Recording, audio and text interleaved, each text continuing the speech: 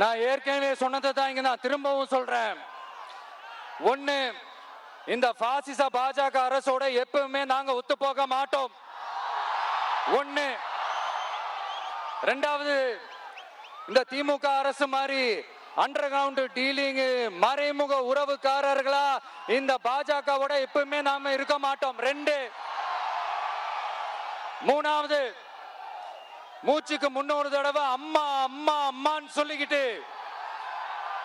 Jayalalithaa madam சொன்ன அந்த விஷயத்தை டோட்டலா மறந்துட்டு ஒரு பொருந்தா கூட்டணியா ஒரு கூட்டணியை ஒண்ணு அமைச்சுக்கிட்டு கேட்டா தமிழ்நாட்டோட நலனுக்காக இந்த பாஜகவோட கூட்டணி வச்சிருக்கோம்னு சொல்லிக்கிறாங்களே, அவங்கள மாதிரியே நாம இருக்க மாட்டோம். இல்ல, நான் தெரியாம தான் கேக்குறேன். இந்த பாஜக அரசு தமிழ்நாட்டுக்கு என்ன செஞ்சுட்டாங்க? நீட்டை ஒழிச்சிட்டாங்களா? கல்விக்கு தேவையான அந்த நிதியை முழுசா கொடுத்துட்டாங்களா? இல்ல, தமிழ்நாட்டுக்கு தேவையான எல்லா விஷயங்களையும் தான் சரியா செஞ்சுட்டாங்களா? அப்புறம் எதுக்காக இந்த சந்தர்ப்பவாத கூட்டணின்னு நான் கேட்கல. புரட்சி தலைவர் எம்ஜிஆர் அவர்களோட உண்மையான தொண்டர்கள் அவங்க கேக்குறாங்க.